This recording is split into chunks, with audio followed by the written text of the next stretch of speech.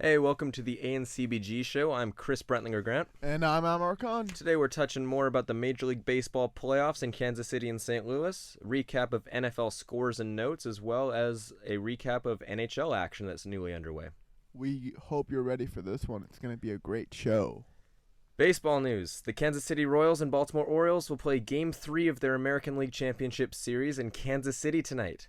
The game was originally scheduled for October the 13th, but was delayed due to heavy rain in the Kansas City area. The Royals lead the best-of-7 series 2-0. Jeremy Guthrie will get the ball for Baltimore, while Korean pitcher Wei Yin Chen will take the mound for the Orioles. Now moving to the NLCS, the San Francisco Giants and St. Louis Cardinals will meet for Game 3 of their series as well on Tuesday night at 1 o'clock Pacific in St. Louis. Cardinals' John Lackey will go up against Tim Hudson of the Giants. The series is tied up at 1-1. In NFL news, the San Francisco 49ers beat the St. Louis Rams 31-17 on Monday Night Football for San Francisco's third consecutive win. Niners quarterback Colin Kaepernick threw for 343 yards and 3 touchdowns. San Francisco overcame an early 14-point deficit to beat the Rams, who now sit at last place in the NFC West Division with a record of 1-4. San Francisco now finds themselves in good position atop the NFC West. Their record is 4-2. Man, those Niners are looking real good. Colin Kaepernick might finally hit his potential. I think Jim Harbaugh may not be fired after the season after all. Oh, I think he's gone either way. I do too, actually. Well, anyways, moving to Big D, the Dallas Cowboys accomplished something that only one other team had done in the past 30 games, win in Seattle against the Seahawks. For the first time since November 3rd of last season, and previous to that, December 24th, 2011, the Seahawks lost at home. DeMarco Murray, who I had on my fantasy team all of last year, had yet another monster game for the Cowboys. He finished with 115 yards and a touchdown on 29 rush attempts. Murray's having an absolutely monster year so far. In fact, he became only the second player ever to record over 100 yards rushing in each of the first 6 games of an NFL season. The Cowboys moved to 5-1, a very impressive record given expectations were down for them heading into this year after a couple key injuries plagued their defense in the offseason. The defending Super Bowl champion Seahawks are now 3-2. They'll look to rebound next week when they visit the St. Louis Rams. Did you see Jason Garrett with those beautiful sunglasses at the end of the game? I did. He looked swangin'. Yeah, that's the guy I want to be. Later on, Philadelphia Eagles absolutely dominated on Sunday Night Football. They shut out the New York Football Giants 27-0. The Eagles debuted their all-black jerseys and took care of business at home behind an amped-up crowd.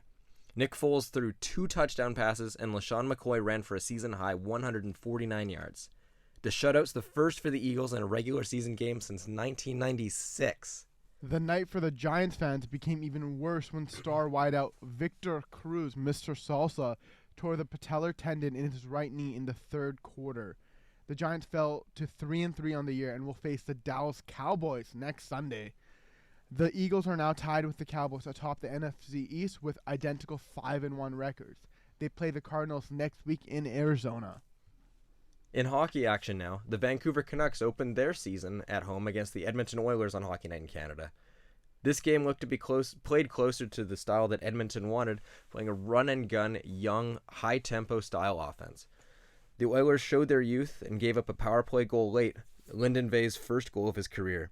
Ryan Miller kept the game close for the Canucks, and he made key saves on Ryan Nugent-Hopkins and Taylor Hall late. The Canucks rallied from 3-1 and 4-2 deficits and ended up beating the Oilers 5-4 in a shootout. Did you see that Ryan Nugent-Hopkins fight with Dan Hamhuis? You gotta love the gut spa. Everyone knew he was outgunned, but nonetheless, it was great to see him stick up for himself, albeit it was a clean hit. It's great. It feels like it's my own son growing up in front of my eyes. But he's older than you. Small details. Sticking with Saturday night hockey action, in a matchup that had the Detroit Red Wings hosting the Ducks at Joe Louis Arena, and boy oh boy did this one ever end in controversy. The game was tied 2-2 in a spirited affair between the two teams, which ended on a missed call. On a dump-in, Ducks captain Ryan Getzlaf pulled down Wings defenseman Nicholas Kronwall, stole the puck, and potted the eventual game winner past Jimmy Howard. What a tough way to lose. Absolutely beautiful goal by Ryan Getzlaf there. Shouldn't have ever counted. Sam Reinhart from West Vancouver, British Columbia, and his Buffalo Sabres faced the mighty Chicago Blackhawks. Reinhart, the second overall pick in last June, played just 13 minutes and 33 seconds. Didn't record a point. Jonas Enroth made 47 saves, but also gave up 6 goals in a losing effort. Man, it's going to suck to be a Buffalo Sabres goaltender for the next few years. No wonder Ryan Miller wanted out. Anyways, moving on to some Minnesota-Colorado action. Mini embarrassed Colorado on their home ice this time, for the second time, beating them 3-0, and beat them in the first game 5-0. Maybe Patrick Waugh needs to get into it with Mike Yeo. That'll sure fire his boys up. Hopefully the Avs can pick it up, as I need Semyon Varlamov to get me some W's. Canadian Thanksgiving had some great games. The Tampa Bay Lightning destroyed the Habs 7-1. Steven Stamkos, my pick for the Rocket, scored a hattie, his 5th of his career. Victor Hedman, a guy who I think will be a Norris finalist this year, had 4 points with a goal and 3 assists. Definitely agree with you on the Hedman thing there. I think he's an underrated defenseman. Even at second overall, he's still underrated. Yeah, well, I don't think that he's been given the credit for a second overall defenseman. Moving on, some interesting games to watch this week would be Pittsburgh versus Dallas. Seems like a very intriguing matchup to me. Seeing how big of a step Dallas is ready to take and playing against one of the league's best is always a great test.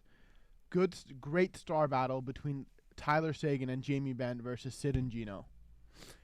Now, moving on to some Original Six hockey, the Habs will be playing the Boston Bruins for the first time since eliminating them in the second round of last year's playoff.